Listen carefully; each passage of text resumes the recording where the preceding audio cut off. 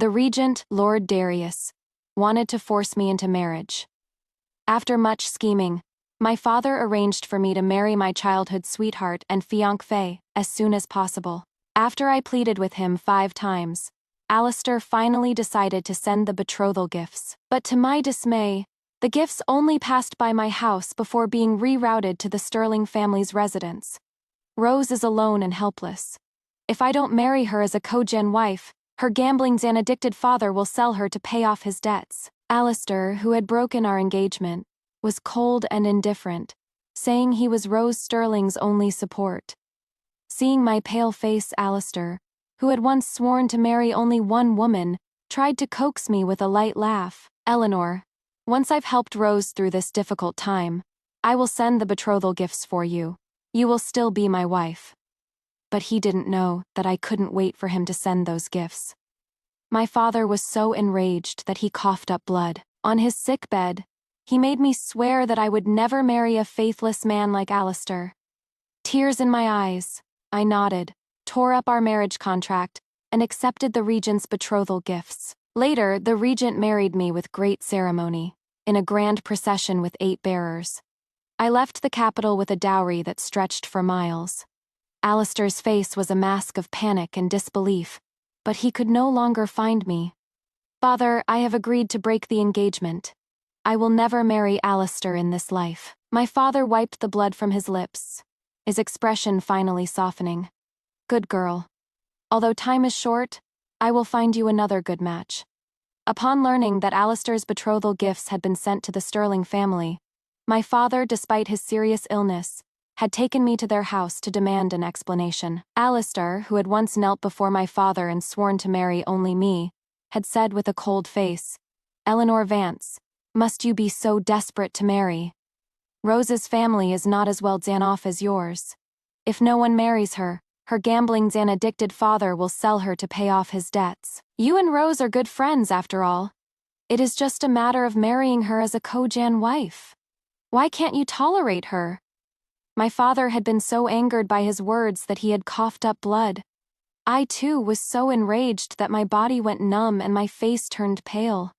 It was true that Rose had a gambling Xan-addicted father, but even if he wanted to help her, he could have given her money, as I had done, to help her through her difficulties. He didn't have to marry her. But Alistair had chosen the most roundabout way, claiming he wanted to protect her for a lifetime, never once considering where that left me.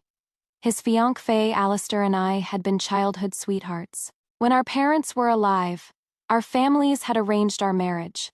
The first time we met, Alistair's eyes had been fixed on me. He would always clench his small fists and protect me, not allowing any other child to bully me. To make me happy, he would climb trees to get me birds' eggs, even though he was afraid of heights. He had knelt before my father and promised, "If I marry in this life, I will marry only Eleanor Vance. If I break this vow, may I be struck by lightning and die a miserable death." My father had also accepted him as our family's future son Xan-in-Xan-law, just waiting for an auspicious day to send the betrothal gifts and hold the wedding. I too had believed that Alistair would be my husband, but it wasn't until he and Rose grew closer that I realized how wrong I was. Rose was the illegitimate daughter of the Sterling family. Her family had fallen from grace after the main branch of the family made a mistake and was demoted. Her gambling Xan-addicted father, having lost all his money, had tried to sell her to a brothel. It was I who had saved Rose, who was being beaten in a downpour. I had used all my savings to buy her freedom. She was terrified and didn't dare to go home, so I kindly took her in and cared for her. But I never expected that every time Alistair came to see me, she would dress up in a particularly eye-catching way, often appearing before him in flamboyant attire. Once, when I went to prepare some snacks, Rose stayed behind in the study to grind ink for Alistair. When I pushed open the door, I happened to see the two of them.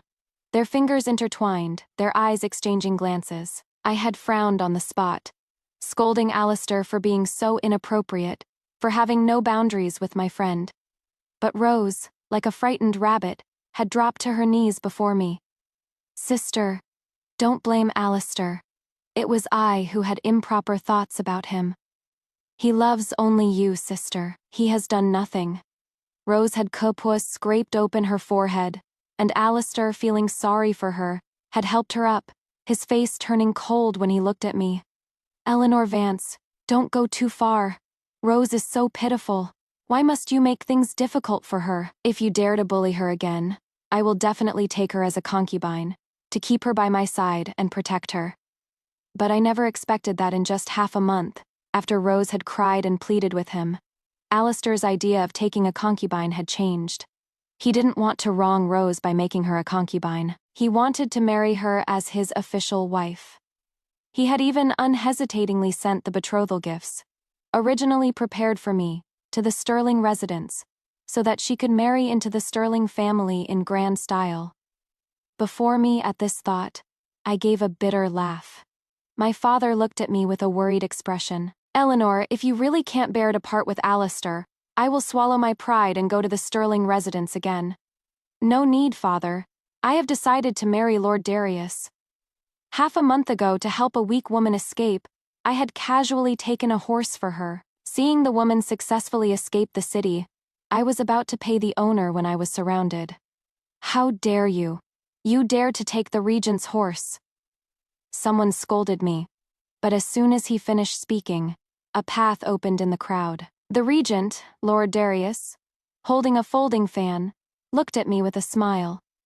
You bear a striking resemblance to an old acquaintance of mine. Are you betrothed? That day, Lord Darius had not made things difficult for me. Instead, he had respectfully invited me to a restaurant. He had also said that if I was not yet married, he would send someone to my residence with betrothal gifts. He wanted to marry me as his regent consort. This was a great fortune that others could only dream of. But my father and I were not people who would break a promise. We had no desire to climb the social ladder, nor could we bear to betray the engagement I had had with Alistair since childhood. But when I had pleaded with Alistair to marry me several times, he had just shaken his head with a sneer. Eleanor, the entire capital knows you are my fiancée. Who would dare to marry you? Using such a tactic to stir up jealousy is a bit too low, don't you think? He had taken the phoenix hairpin, which was meant for me, and skillfully placed it in Rose's hair.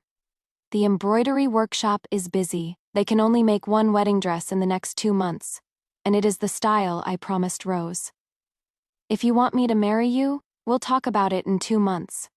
But he didn't know that Lord Darius had only given me 5 days. If I was not married within 5 days, he would come with betrothal gifts to marry me. Now that Alistair had been the first to break the engagement, I smiled coldly, took the marriage contract from the treasured wooden box, tore it to shreds, and burned it in a brazier. Go and inform the regent that I have accepted his betrothal gifts. I will be waiting for him to marry me. After the regent's servant left, I was restless and went out for a walk. Before I knew it, I was at the riverbank. The swing by the riverbank had been broken at some point. He had spent half a month making it for me 3 years ago. His reputation as a devoted lover had spread throughout the capital. Everyone said that the daughter of the Vance family was so lucky to have found such a caring husband. But now when they saw me, their faces were full of mockery, calling me a jealous shrew, a cast-off that her husband no longer wanted. I unconsciously walked towards the abandoned swing, and out of the corner of my eye, I saw 2 intimate figures by the riverbank. I froze. Alistair had once said with great joy that this was our secret place.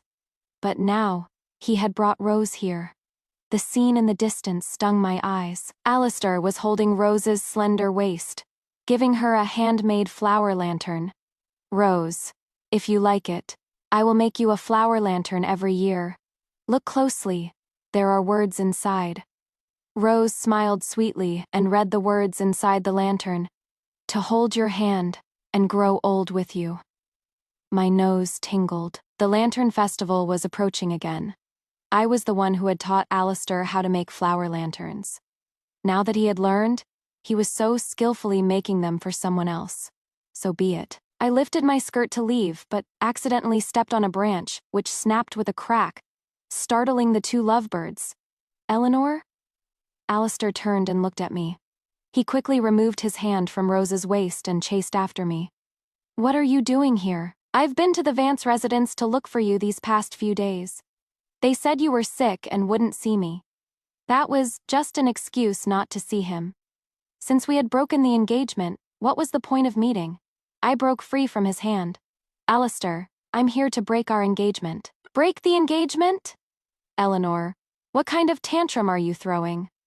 I'm just going to marry Rose first to give her a support. Do you have to say such harsh words? The whole capital knows we were engaged long ago. If you break up with me, you'll be like a rejected woman. Who else would marry you? Stop it. Go home and wait obediently. After I've settled Rose down, I will consider marrying you soon. I looked at him with a blank expression, feeling that all my past devotion had been misplaced. He was going to marry Rose. He knew very well how awkward that would make things for me. But he just didn't care. I took a step back, my tone distant and cold. You don't need to worry about me, Alistair. Someone will marry me. I turned to leave, but Alistair blocked my path, his eyes full of impatience. Eleanor, can't you learn from Rose and be a little more understanding? If you keep throwing tantrums like this, I will definitely not accompany you to the Lantern Festival. I looked up at the weak, rabbit Zan like Rose. She was hiding behind Alistair, but she was still pretending to be understanding and pleading for me. Sister Eleanor, you and Alistair are a perfect match. Please don't be upset because of me. As long as I can be by your side, even as a servant, I am willing. The more she said this, the more Alistair felt sorry for her, but I clearly caught the flicker of triumph in her eyes. I felt so tired and didn't want to get entangled with them any longer. No need to pretend, Rose. Since you want Alistair, you can have him. Eleanor, what are you doing? That is the token of our love I gave you. I don't want it anymore. Alistair stood there, stunned, watching my determined figure walk away. In the past, I had treasured this jade pendant. When I had lost it for half a day, my eyes had been swollen from crying. I wouldn't let anyone touch it. Now I had thrown it away so casually. Alistair's face was full of disbelief. Rose held the jade pendant, overjoyed. Alistair, can I keep this? Do whatever you want. Alistair was in a bad mood for no reason. He kicked the flower lantern beside him a few times. On the night of the Lantern Festival, I accepted Lord Darius's invitation and agreed to go to the festival with him. When I got out of the carriage, 2 guards in golden armor appeared before me respectfully. Miss Vance, his lordship is waiting for you in the stargazing pavilion. I nodded. Just as I was about to walk, I heard a familiar voice nearby. Rose, if only you were the one I had grown up with and was engaged to. But my engagement with Eleanor cannot be broken. I insist on marrying you as a Codzan wife. In the future, you will be of equal status. You will both be my wives. I will protect you, and not let anyone bully you. After Alistair's heartfelt speech, Rose threw herself into his arms, moved. Alistair, I am so happy that you are willing to marry me, and you are willing to come with me to release flower lanterns behind Sister Eleanor's back. I am willing to give myself to you. Under the dim lights, the 2 of them, taking advantage of the darkness, started to get intimate. Alistair, I can't wait. I want to give myself to you now. Alistair also murmured affectionately, calling her name. I just felt disgusted, a dull ache in my heart. I looked up at the sky, at the bright lanterns. I remembered every lantern festival of the past. Alistair would always release lanterns with me. Even when he was seriously ill, he would drag himself here, never missing a single time. But this year, he was absent. He already had someone he wanted to grow old with. He was so eager that he couldn't even wait to be alone. A guard in golden armor saw me standing there, thinking I was lost. Miss Vance, this way. The voice startled the pair of lovers. Alistair hastily straightened his clothes. As I walked past him, he stared at me with a dark expression. Eleanor Vance, are you following me? I didn't want to cause any trouble, nor did I want to deal with him. I turned and went up to the pavilion. Eleanor, seeing my silence, a flicker of guilt and panic crossed his eyes. Rose really wanted to release lanterns with me. She had never done it before, and was looking forward to it. We've done it so many times before. This one time doesn't matter, right? If you want to walk around the festival with me, you can just follow behind us. Don't do anything rash, I sneered. Did he think I was going to jump off the building? He wasn't worth it. I ignored him and continued walking, quietly instructing the guard beside me to stop him. Don't let any irrelevant people disturb his lordship and me. The guard drew his sword with a blank expression and blocked them at the bottom of the stairs. Eleanor, you're here. Lord Darius was sitting at a table by the window. He had booked the entire stargazing pavilion. Have you ever tried to see the view of the capital from the highest point? I shook my head. He leaned in, took my hand, and led me to the railing. The stargazing pavilion was the tallest building in the capital and a top-tier luxury venue. Commoners had no chance of coming here. I stood at the highest point of the pavilion, with the powerful regent, Lord Darius, by my side. Only from a high place can you see far. Eleanor, after you marry me, I will show you all the beautiful scenery in the world. A gentle voice came from beside me. I don't know if it was because of the countless lanterns, but I suddenly felt that the regent, Lord Darius, was 1,000 times more handsome than Alistair. After the Lantern Festival, Lord Darius sent me back to the Vance residence in a royal carriage. Eleanor, in 3 days, I will come to marry you. Good night, my princess. I watched Lord Darius's carriage leave. Just as I was about to go inside, an agitated hand grabbed me. I was startled. I turned around and met Alistair's bloodshot eyes. Eleanor Vance, who was that man? You are my fiancé tonight.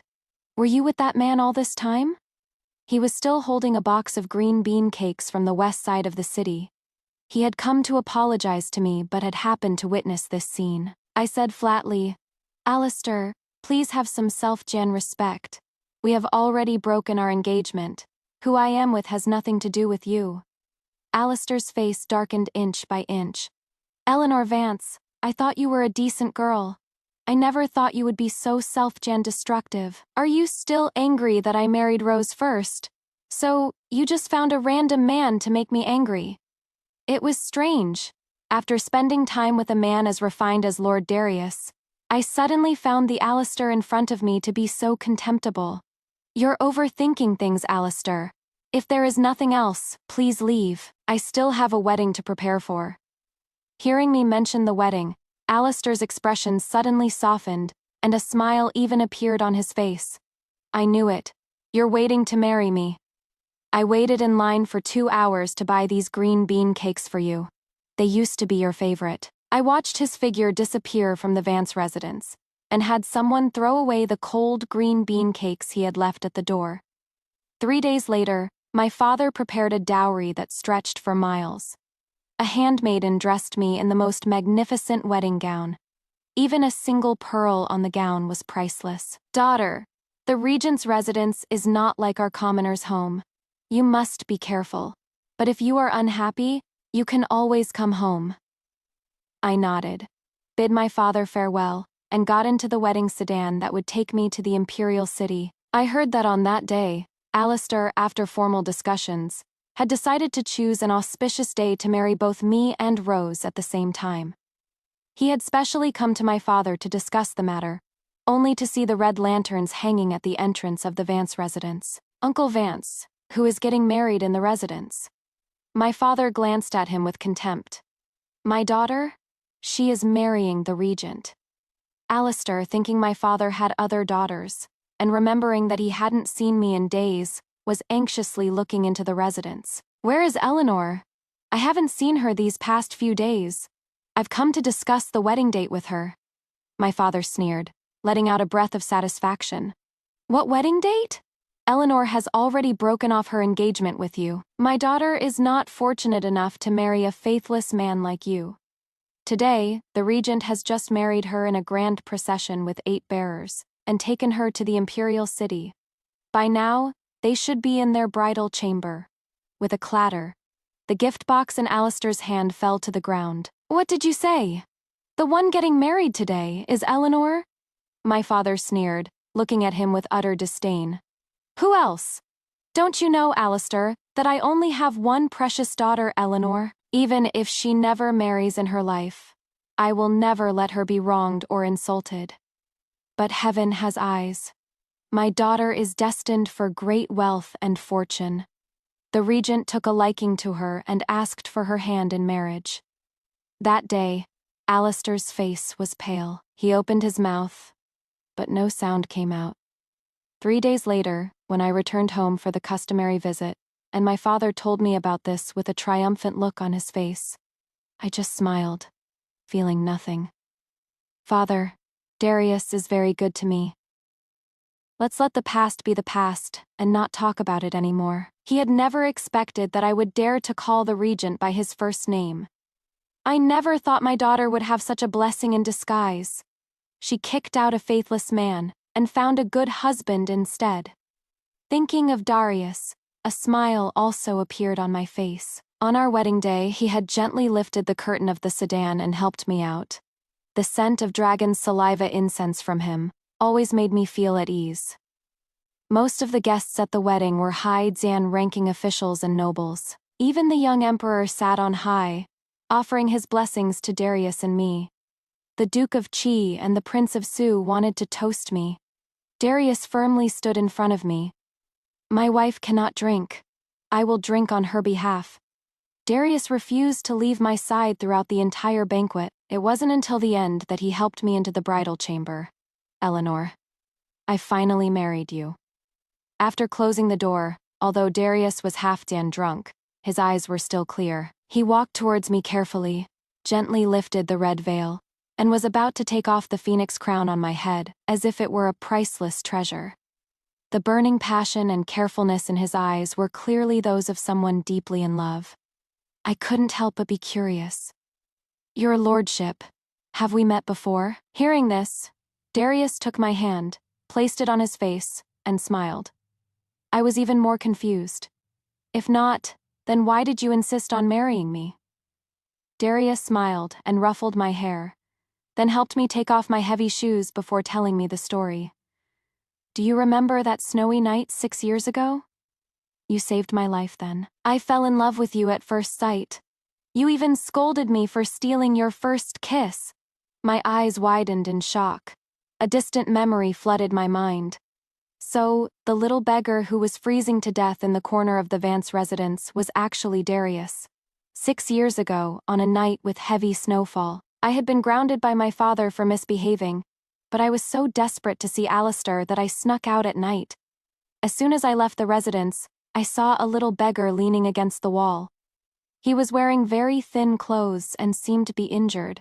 I don't know how long he had been leaning against the wall. The heavy snow kept falling on him, and he was almost a snowman. I felt sorry for him and ran back home to secretly get a blanket for him to keep warm. He lifted his dirty face and slowly opened his eyes to look at me. Hungry. I'm so hungry. He probably hadn't eaten in 3 or 4 days. I secretly ran back to the kitchen and got him some leftover steamed buns and pastries. But as I was about to leave, I tripped over his foot, which was buried in the snow. I only felt my face and lips touch something cold. When I came to my senses, the little beggar's face was slightly red. I had scolded him for stealing my first kiss and had even threatened him. Keep this to yourself. Don't tell anyone. Do you hear me? The little beggar had nodded. After that night, I never saw him again. Years passed, and I had forgotten about the incident. I never thought that he was actually Darius, who was being hunted down at the time. Now, seeing him again, I couldn't connect the powerful regent in front of me with the little beggar from back then. But he gently held me, as if he were holding a precious treasure in his arms. My princess, for your kindness of a single meal back then, I will repay you with my entire life. 3 days after our wedding, I returned to the Vance residence for the customary visit and stayed for the entire day. Father, Darius has prepared a residence for you. If you are willing, you can move there. It would be closer to me. Darius was truly considerate of me in every way. Learning that my father only had me as a daughter, he had created a new residence near the regent's residence. He had given me the deed and title last night. In the future, these will all be at your disposal. my princess. Darius's sincere and loyal demeanor moved me. Even now, recalling it makes my heart flutter. But my father shook his head and refused to move. I'm used to living in our old residence. If you miss me in the future, just come visit more often. I knew my father didn't want to be a burden, so I didn't press the issue. It was getting dark. If I didn't go back soon, Darius would probably be worried. But to my surprise, as soon as I stepped out, I was met with a pair of complicated eyes. Alistair was standing there, his face pale and haggard, staring at me. Eleanor, I've been looking for you for 3 days. Why did you suddenly get married? Why didn't you tell me? The one who was your childhood sweetheart and had an engagement with you was me. It was me. For 3 days, no matter how I tried to convince myself, I couldn't believe you were married, Eleanor. Alistair's eyes were bloodshot. He looked haggard and crazed. He even tried to hug me. I took a step back, my brow furrowed, and looked at him with a cold expression. Alistair, I am now the regent's consort. We have already broken our engagement. Please have some self-dan respect. But Alistair refused to listen, like a madman who had lost his mind. I was wrong. I should have eloped with you long ago if I knew you were going to marry someone else. His eyes were full of a crazy jealousy and anger, and even a hint of possessiveness and lust. It is true what they say. What you have, you take for granted. What you can't have, you'll always want. In all our years together, we had always been proper, never crossing the line between a man and a woman, never having any intimate contact. I had wanted to save that for my wedding night with my husband. Alistair had been very respectful of me, never forcing me, but he had secretly been sleeping with Rose. In the past, I would have been heartbroken, but now I realized that Alistair was about to rush over and do something to me, but the guards in golden armor stopped him with their swords and spears. Alistair's eyes showed fear, but he still didn't give up on asking me to come back to him. Eleanor, do you think it is a good thing to be the regent's consort, to climb the social ladder? That regent, Lord Darius, is no good man. He is a ruthless demon who kills without batting an eye. He has killed countless innocent officials. He is a man who will eat you alive. You won't have a good life with him. Alistair was like a mad dog, jealous and out of his mind. He had lost all reason, daring to speak ill of the regent in public. If Darius really took offense, even 9 generations of his family wouldn't be enough to atone. But I looked at him calmly and chuckled lightly. He may not be good to others, but that must be because they deserve it. He is my husband. I only know that he is good to me, and that is enough. Just then, a well-defined hand gently took mine. My princess, I have heard your heartfelt words. Seeing the face I had been thinking of day and night, my heart leaped with joy. Why are you here? Darius chuckled and put his arm around my waist. To take you home. Alistair stared at Darius's hand, his face pale, the last trace of color draining from it. Regent, your lordship. The words I just said were Alistair gradually came to his senses, his face a mixture of shock and fear. He desperately tried to explain but couldn't get the words out. Alistair was just the son of a 5th Dan rank official. He would never dare to oppose the regent. The words he had just said were just idle gossip, but he never thought Darius would actually hear them. Darius looked down at him with an indifferent expression, speaking ill of the court, slandering me, and trying to be disrespectful to the princess consort. 50 strokes of the rod it is.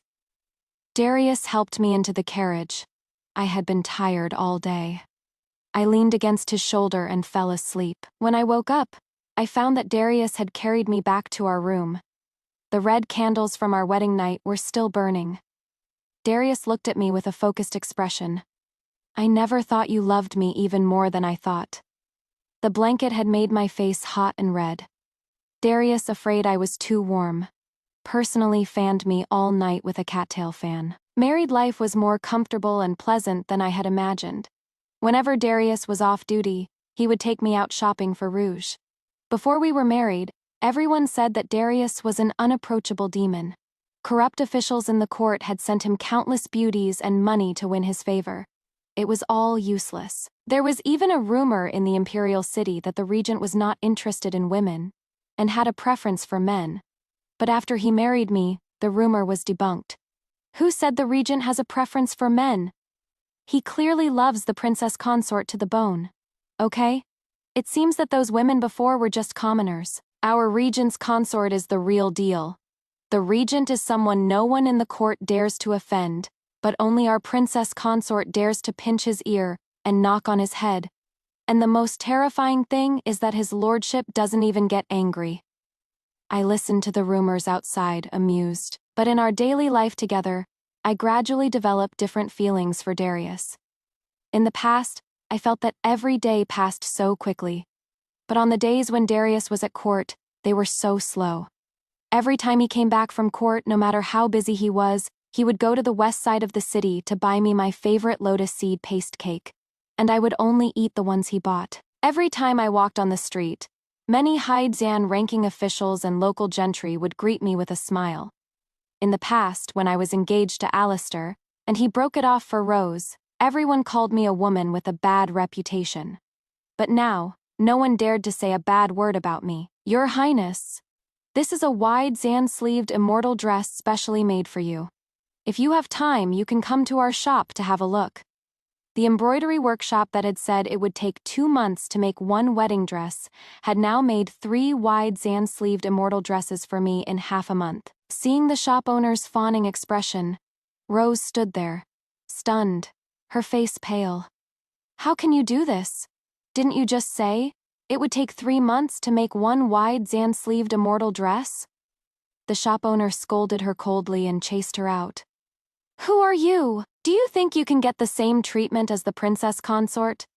This is the regent's consort. Just a shameless harlot that the Sterling family didn't want. You've already lost your purity, and you still have the nerve to come to our embroidery workshop to buy clothes. Even if you're not disgusted with yourself, we are. The embroidery shop owner's words were like knives, stabbing into Rose's heart. She went crazy on the spot, smashing the entire embroidery workshop to pieces. But then she turned and saw me. She stood there, stunned, her face pale, her body trembling. Eleanor Vance, how can it be you? You've become the regent's consort.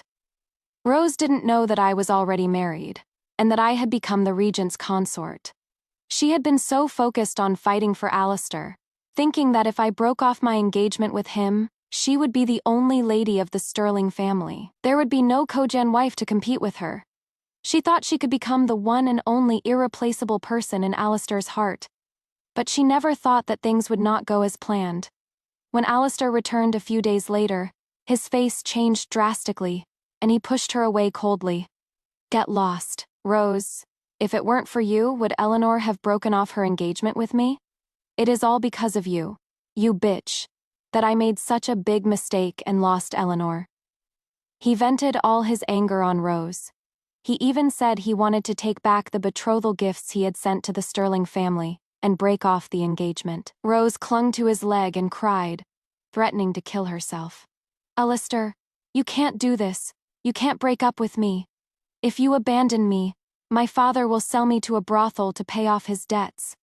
I can't lose you, she cried, looking pitiful and wretched. In the past, if she had just put on this pitiful act, Alistair would have felt sorry for her and would have agreed to any request. But now, Alistair was like a man possessed. He looked at her with disgust and refused to marry her, no matter what. In the end, Rose really did threaten to kill herself. She stood by the river and said that if Alistair insisted on breaking the engagement, she would jump in. Alistair, even if I can't be your official wife, even if I'm just a concubine, please don't kick me out. Alistair's family was afraid that someone would die, so they had to agree. But Alistair was always unhappy, and his only thought was to find me and beg me to come back to him. The last time Alistair went out, he offended the regent and was beaten 50 times with a rod. It was said that one of his legs was broken. Rose was a little hesitant, worried that such a husband would not be able to achieve anything in the future, and would instead become a burden. But he was the best husband she could marry at the moment. Alistair had a broken leg and refused to marry Rose, which made their relationship very awkward. All sorts of rumors spread in the capital, until one day, Alistair accidentally overheard a conversation between Rose and her gambling Zan-addicted father. "Rose, what if this trick doesn't work? What if Alistair still refuses to marry you, even if I sell you to a brothel?" Rose showed no signs of being bullied. Instead, her face was full of malice. "Don't worry about it, just do as I say." Only then did Alistair realize that he had been deceived all along. Rose was not a pitiful, bullied girl at all. It was all an act. To marry into a wealthy family, Rose and her father had planned this whole drama. She had deliberately played the part of a tragic heroine and appeared before Alistair and me. Then, step by step, she had seduced Alistair. If Alistair hadn't been tempted by her and fallen for her trick, Rose might have found another target. But he had fallen for it, and for Rose, he had wanted to break off his engagement with me. Now Rose was clinging to him. If he refused to marry her, she would ruin his family. Alistair's anger flared up. "That bitch dared to deceive me. I'll make you pay." He secretly hired an assassin to kill Rose, and make it look like an accident. But Rose found out a step ahead. On the day I went out to admire the lotus flowers, she deliberately came over to talk to me, but she pushed me into the lake with a malicious expression. "Alistair, didn't you always love Eleanor Vance? I'm going to make you watch her die. Even if I die, I'll take her with me." With that, she gritted her teeth and jumped into the lake herself. I couldn't swim at all. I swallowed a few mouthfuls of water and almost drowned. As I was losing consciousness, I suddenly saw a familiar figure rushing towards me. "Eleanor, it was Darius. He happened to be coming to pick me up." When he learned that I had fallen into the water, he jumped into the river without a second thought to save me. Even though he couldn't swim either, I was rescued. Darius, with a look of pity, draped a cloak over me, his eyes as cold as death. "The woman just now, no one is to save her." Alistair's gaze was fixed on me. He watched me wake up with concern and let out a long sigh of relief. And Rose, who had thought she could die with me, suddenly regretted her actions when she was about to drown. "Save me! Save me! Alistair!" She struggled and was about to swim to the shore when Alistair ordered his men to kick her back into the water. This time, bubbles rose in the lake, then gradually subsided. Rose never came up again. That day, when I returned to the regent's residence, I fell seriously ill from falling into the water. Darius was so worried that he sent for the royal physician. He was furious and had Alistair's other leg broken, to avenge me. Alistair was as pathetic as a dog, crying and begging the regent for mercy. "Your lordship, I was wrong. It was all that bitch Rose who deceived me. She and her gambling Zan-addicted father set up a scheme to trick me. Otherwise, I wouldn't have failed Eleanor." The more Alistair said this, the colder Darius's face became. "Alistair, I remember you once said that I am a ruthless demon who will eat people alive. In that case, I will let you see what a real demon is." Darius had the two Zan-legged Alistair thrown into a mass grave. No one was allowed to bring them back. The Sterling family did not dare to offend the regent and could only sigh and consider their son dead. When I woke up, I learned that Alistair had been so scared in the mass grave that he had died of fright. Hearing this news, I felt nothing.